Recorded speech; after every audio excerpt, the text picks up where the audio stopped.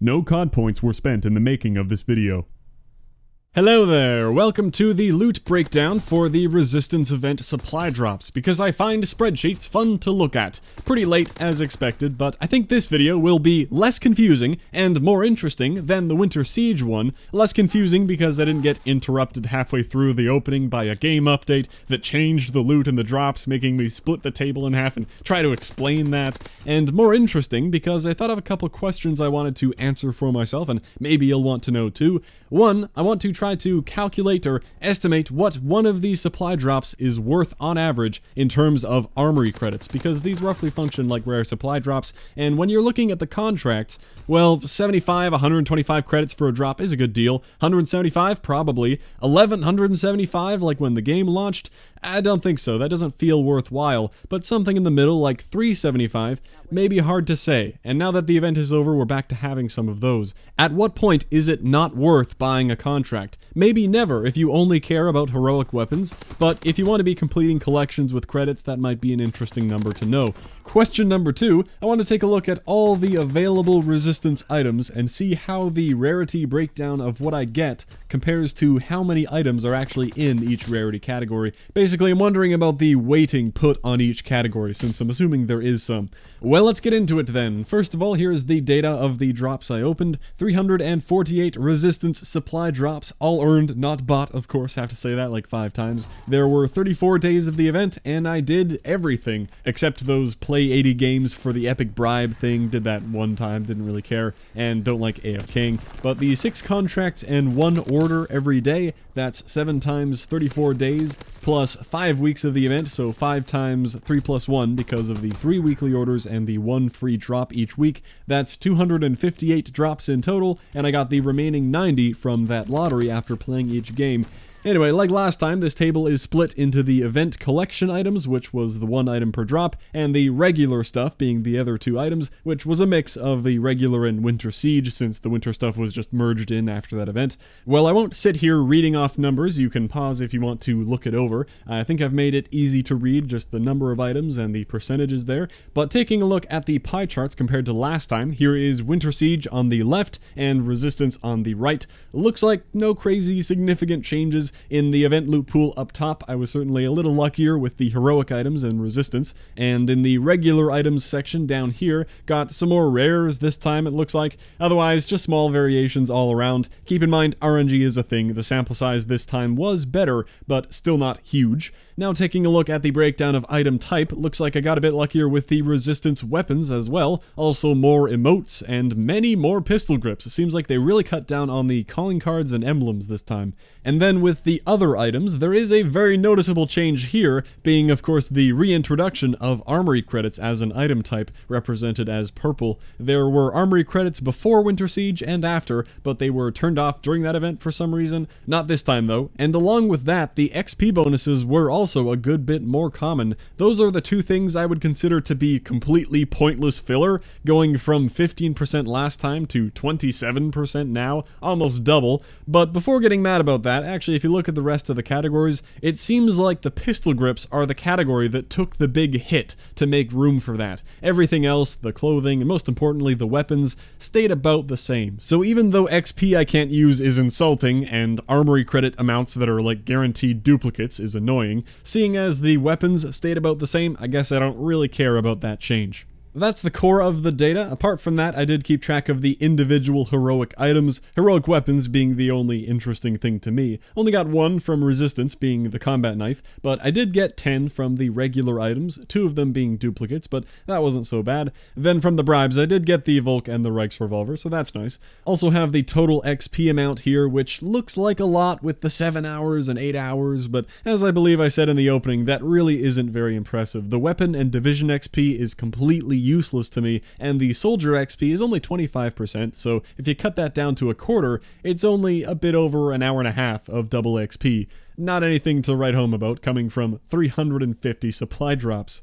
Okay, no need to spend any longer with that. Onward to these couple of questions. Let's try to estimate an armory credit value for one of these supply drops. Maybe a good place to start is the amount of credits I actually got from the opening, being 36.5 thousand. Dividing that by 348, we get an average of about 105 armory credits, which is what I actually got back per drop on average. But obviously that is completely ignoring the value of the non-duplicate items. So as a next step, how about we assume every single item you get is a duplicate. In a world where you have unlocked every single item there is, what would the drops be worth then? Well, here's a list of some duplicate values I wrote down from the opening. It isn't everything, like I'm missing the value for a duplicate epic emblem, for example, which I'm guessing is a bit lower than the epic grip, just following the pattern here, but I left that out. This is a rough estimate, no big deal. Also, there's that calculated average value, which is basically just me weighting the values with the frequency that that type of item shows up, using the overall combined data from the spreadsheet. The reason the averages look too low for everything except heroic is because of the XP bonuses, which give 0 credits, and that brings the average down. With those averages and the number of items I got, I arrived at this number of 79.4 thousand armory credits. That is a theoretical ballpark number for how many armory credits I would have gotten if everything were a duplicate. Comparing that to the 36.5 thousand I actually got, I guess about half of the items I got were duplicates or direct armory credits, which roughly lines up with my experience. So now, dividing that by 348, we have this number of a single supply drop being worth 228 armory credits. That's a much better estimate than before, but it still fails to take into account one big thing. The duplicate armory credit value doesn't exactly represent the actual value of the item. When you're paying to unlock items directly in collections, they're worth a lot more, up to things like 4,000 to 8,900 for epics, 1,400 to 2,200 for some legendaries, and so on all the way down. They're worth about 10 to 20 times more than their value as duplicates when you go to buy them directly. So throwing together a quick calculation for that, now we're in the hypothetical world where you never get a duplicate, then I would have earned items worth about 1 million armory credits in this opening. So that's quite the disparity, plus the 22 heroic items on top, because those cannot be purchased directly. They're priceless. They'd probably be worth like 50,000 credits each, and that would be another million worth right there. But ignoring that, dividing that 1 million, our ceiling for supply drop value now becomes 2,905 credits, plus the heroics that aren't even a part of that number. So that is the answer to the original question. One supply drop is worth between 228 and 2,900 armory credits, depending on your personal duplicate rate. So for me right now, assuming I'm about 50-50, I should be buying any contract for a rare supply drop that costs less than around 1,300 to 1,400 armory credits, which still feels like way too much, goddamn, but that's the rough math on it. Not exactly true in my case, because I guess I have a large pile of drops that would increase my duplicate rate as I open them, but that's beside the point. When you are getting 95% duplicates from opening drops, which for most people is very far away, that is when it will finally no longer be worthwhile to buy the contract worth 375 armory credits for a rare supply drop, because on average you will get less than that in return. Now that is assuming rare supply drops are roughly equivalent to the resistance supply drops that I based this whole thing on, which I believe is a fair comparison. I could come up with some other reasons that this isn't exactly right. None of this is meant to be exact, but that should give you a good ballpark idea if you were wondering if you should be buying that 375 contract. I do think it's worthwhile, especially if you're like me and heroic weapons are the only thing you really care about anyway. In that case, earning more drops is the only way to get those currently. You can't get them directly with credits.